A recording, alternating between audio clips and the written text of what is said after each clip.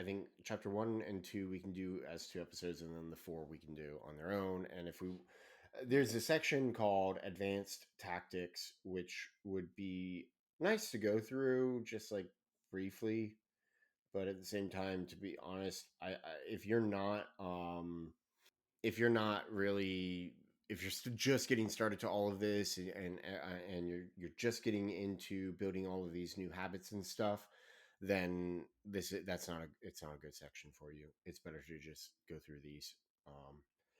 The big thing that I like is, I'm going to show this at the towards the end of the book. He has this section where he breaks down all of the habits, and Hmm. I love it because you can just go back and review it. It's really good. He also goes through the book. Within the book, he talks about bad habits, because a lot of the things that we want to do. Okay, let's actually start diving into chapter 1 as I talk about this. So one of the big things that we often do, and we often start out every year with, is making these big resolutions, right? Like, hey, we're this year I'm going to lose pounds, or I'm going to lose weight. Like, that's the resolution. First off, it's usually just like this vague notion of, I'm going to do X. um and that's just okay, that's fine, but the problem with that is it's such a big, huge, vague goal that the question becomes, okay, where do you start? Right? Yeah. Another example for that is this is what I get a lot of people because I do a lot of coaching. They're like, I'm going Oh yeah, you to. do. They're like, I want to make $500,000 this year, Yeah. and I'm like, okay, cool. How you going to do that? Well, I'm going to get 200 customers, and each customer is going to pay me an average 5,000. I'm like, okay, how you going to do that? And then they're like, well, I'm going to do this, this, and this. I'm like, okay, still, you're thinking without any perspective, right? You need to really Yep. break it down into the atomic activities that you're going to do to Yep. relate back to this book, and to then let your activities drive your success, Mm-hmm. because you cannot control who's going to pay you, right? Mm-hmm. All you can control is how you present, the quality of your presentation, the quality and value you bring to the table, and how well you message that, and hopefully to see if it's a market fit or not. It's very true. So that was my jumping into it. I hope it was kind of I meaningful. mean, to take your to do a little hard example. What I did at the beginning of this year, actually towards the end of last year, is so I was thinking about this new business that I've been working on and doing, and I said, okay, in 5 years, I want the business to be making 200,000 a year, essentially. So what I did is I said, all right, in year 5, I want that year 5 to make 200K, and I said, okay, cool. I went back and I said, all right, in year 4, what do I need to do? Okay, well, I need to do about half that, because the idea being each year I double. So I said, okay, then in year 4, I need to make 100K. In year 3, I said, all right, now I need to be making 50K. In year 2, it needs to be 25K. And then I said, all right, in year 1, that means I need to make $12,500. So this year, 2023, my business needs to make $12,500 to put me on track to me making 500, or to be making $200,000 in year 5.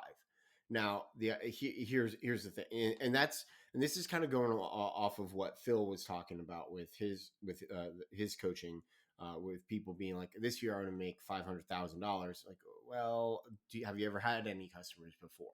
Because that was the thing that I had to ask myself too. Like, okay, I've never had any customers with this. I've never sold anything like this with this business and everything. So that's why I broke this all down. I said, okay, to make 12,500, I just broke it all down, and now each month I have revenue goals that I need to make. The first, and this is, you're gonna like, everybody, you will all laugh, but in January, my revenue goal was $3, and that was it. My Killed it. revenue, what? And you killed it. I did. That's the funny. My revenue goal for February is $6. My revenue for February goal for February is March, et cetera, et cetera. Like I'm doubling every month because the idea was I don't know how to make a sale doing this business. I have no idea, none. So I made it as small as possible. I made the goal super small. Like I took the big goal and I broke it all the way down to a really small goal. And I was like, okay, what is the like what is the little incremental change that I can make this month, the goal that I can make this month that will get me a step further, a step closer to the next month.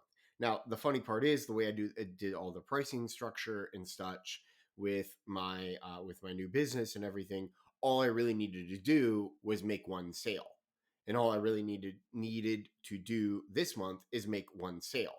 But the idea is that if I can make one sale and make another sale, like I can start learning and working how to compound that and build that out. Because what we're talking about and what Phil's kind of getting at is the idea of small incremental changes that you can make each day to bring you there. There's this concept that James Clear brings up right off the bat of talking about getting 1% better every day. So the example he gives right off the bat is the British cycling team. What happened to them is they had never gotten a gold medal in anything since like 1908.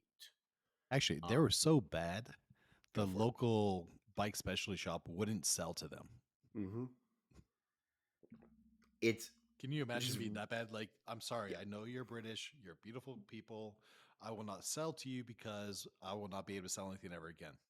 yep, exactly, exactly. Like that's bad. Yeah, that's bad. When you're that bad. So what they did, it's just so what they did is they hired this guy. His name is I'm going to screw up his name. I bet his Yeah, name is try. Dave Brailsford. Brailsford is what I got out of it. Yeah. And he approached it from a perspective of making incremental changes in the team each and every day, not massive, huge leaps and bounds and things like that, just but like little incremental changes each day to get better with the team. So where is this? Oh, here it is. So for example, this is kind of what's interesting too is they redesigned the bike seats so that they were comfortable and rub alcohol on the tires for better grip. Hope they didn't use bourbon. I well, I mean, like, I mean, I like bourbon, but seriously, I'd feel sad putting it on the tires. I think that's a oh little yeah. sacrilegious.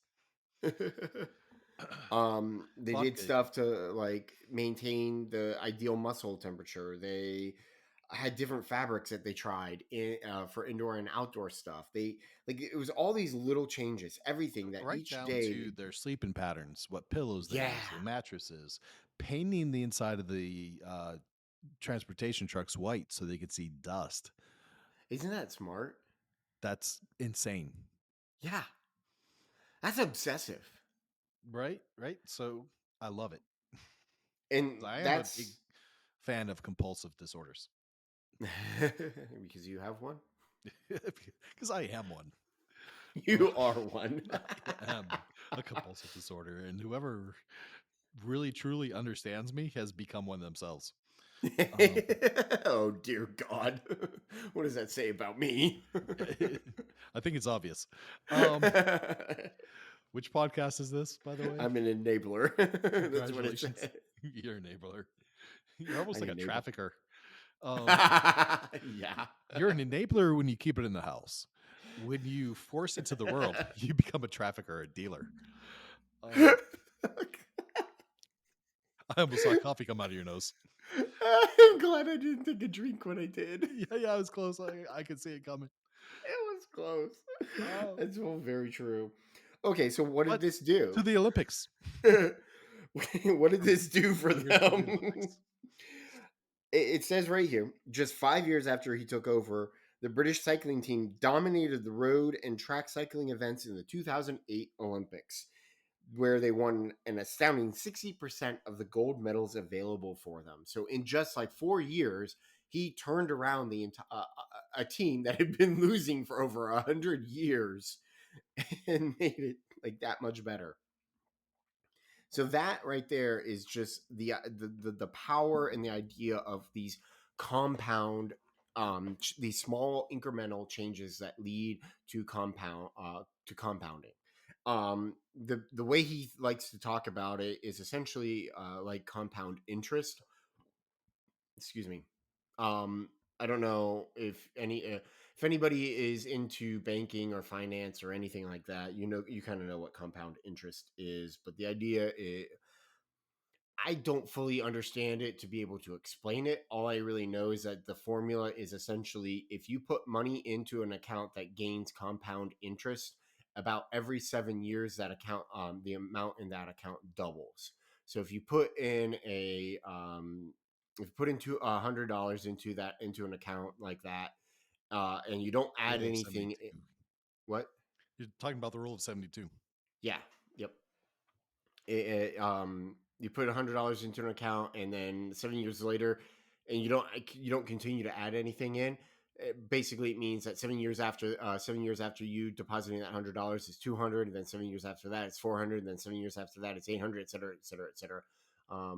If anyway, that's what Phil refers to as the rule of 72, which I don't really remember what that rule is.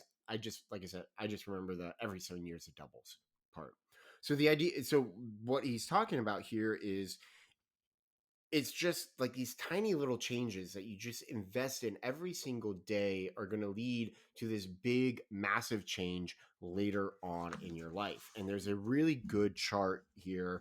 I'm going to show it on the camera. So if you're listening to this, right there, that chart.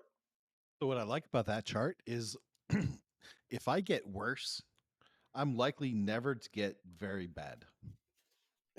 What do you mean by But I that? have the chance to become incredibly amazing. Oh, yeah. Like you can only get worse so fast, right?